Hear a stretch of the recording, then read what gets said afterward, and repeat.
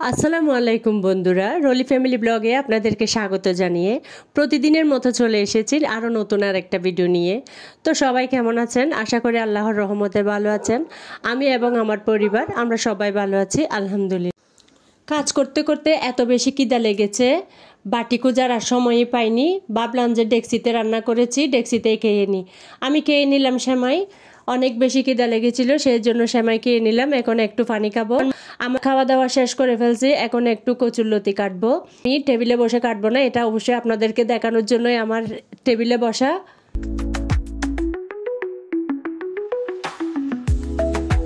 কচুরলতিটা আমার হাজব্যান্ড গতকালকে রাতে আসার সময় নিয়ে আসছিল, মানে অফিস থেকে আসার সময় নিয়ে আসছিল।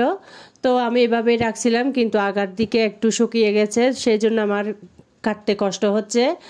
তো দেখি যা নেওয়া যায় তাই নিব, বাকিটুকু ফেলে দিব। তো আস্তে আস্তে কেটে নিই। কচুরলতি কাটা শেষ হয়ে গেছে, এখন বিকাল হয়ে গেছে। আমার হাজব্যান্ড বলছে যে একটা ডিম চিতই পিঠা বানাতে, সেই জন্য ওকে ডিম চিতই পিঠা বানিয়ে দিলাম। তো আমরাও খেয়েছি, শুধু খাই নাই। এদিকে এসে দেখলাম যে আমার জন্য অনেক বড় একটা সারপ্রাইজ অপেক্ষা করতেছে। আমি কাপড়গুলা শুকাই রাখছিলাম, ছাদ থেকে এনে রেখে দিয়েছিলাম আমার বিছনায়।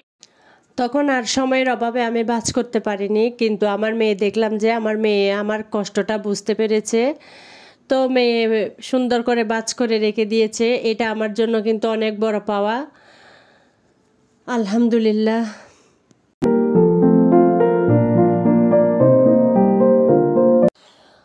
কাপড় ভাঁজ দেখে অন্য রুমে গিয়ে দেখলাম যে আমার মেয়ে দিকে আর একটা বেলুনের ছবি আঁকছে খুব সুন্দর করে। এই বেলুনটা ও স্কুল থেকে পেয়েছিল, স্কুল থেকে নিয়ে আসছে। তো ওদের স্কুলে প্রোগ্রাম ছিল, ওখান থেকেই নিয়ে আসছে।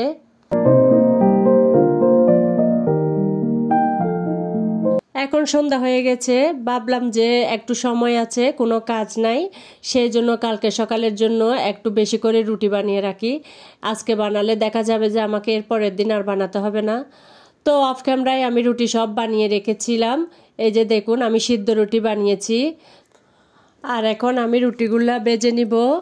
কালকে দেখা যাবে যে আমার আর কষ্ট হবে না, সকালে যেহেতু বাচ্চাদের স্কুল আছে, আমার হাজব্যান্ডের অফিস আছে, সেই জন্য আর কষ্ট হবে না। দেখা যায় যে রুটিটা যদি একটু করে রাখি, তাহলে সকালবেলা একটু তরকারি রান্না করি বা ডিম পোস্ট দিয়ে আমি ওদেরকে দিয়ে দিতে পারি। আপনারাও কিন্তু চাইলে এই টিপসটা ফলো করতে পারেন, আপনাদেরও সুবিধা হবে আশা করি, কষ্ট হবে না। যাদের ছোটো ছোটো বাচ্চা আছে বা হাজব্যান্ড সকাল সকাল অফিসে যায়, তারা কিন্তু এই টিপসটা অবশ্যই ফলো করতে পারেন। এতে করে দেখা যাবে যে সকাল সকাল ঘুম থেকে ওঠার আর কোনো তাড়াও থাকবে না, নিশ্চিন্তে ঘুমাতে পারবো। আমরা আসলে অনেক বেশি চিন্তা করি সকালে কি দিব, কি খাওয়াবো। আশা করি ওই টেনশনটা থেকে মুক্তি পাওয়া যাবে। আমার সব রুটি ভাজা শেষ হয়ে গেছে।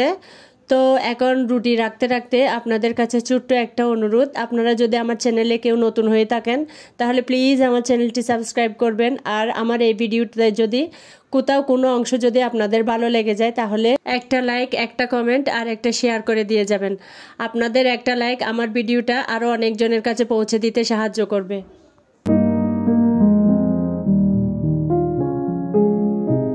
যাই হোক, আমার রুটি গুছানো কিন্তু শেষ হয়ে গেছে। এখন আমি একটু চা বানিয়ে নিয়ে এসেছি, একটু চা খাবো। আমি কিন্তু রুটি দিয়েই চা খাবো। আমি যে কোনো নাস্তা কিন্তু চা দিয়ে খেতে ভালো লাগে আমার, সেজন্য আমি চা দিয়ে খাই। আপনারাও একটু ট্রাই করতে পারেন। আসলে চা দিয়ে খেলে আমার কেন জানি না অনেক বেশি ভালো লাগে। অনেকে দেখা যায় যে রুটি ডিম পোস্ট দিয়ে খায় কিংবা তরকারি দিয়ে খায়, আমার তরকারি দিয়ে একদম ভালো লাগে না। আমার চা দিয়ে ভিজিয়ে ভিজিয়ে খেতে আমার অনেক বেশি ভালো লাগে। দেখেন আমি এভাবে করে খাই, আপনারাও খেতে পারেন। আপনারা কে কে এভাবে খান আমাকে অবশ্যই কমেন্টস করে জানাবেন।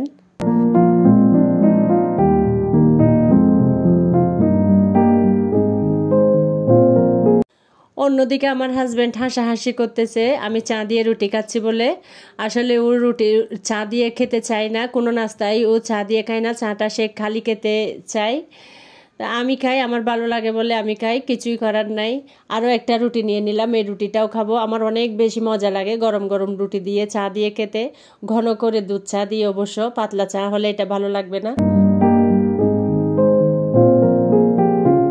চা খেতে খেতে আপনাদের কাছ থেকে বিদায় নিয়ে নিতে হচ্ছে। ভিডিওটা আজকের মতো এখানেই শেষ করলাম। সবাই ভালো থাকবেন, সুস্থ থাকবেন, আর আমার এবং আমার পরিবারের জন্য দোয়া করবেন। তো এই যে আমি স্লাইন কাচ্ছি, অসুস্থ একটু, সেই জন্য স্লাইন কাচ্ছি। সবাই ভালো থাকবেন, সুস্থ থাকবেন, আমার এবং আমার পরিবারের জন্য দোয়া করবেন। আসসালামু আলাইকুম, আল্লাহ হাফেজ।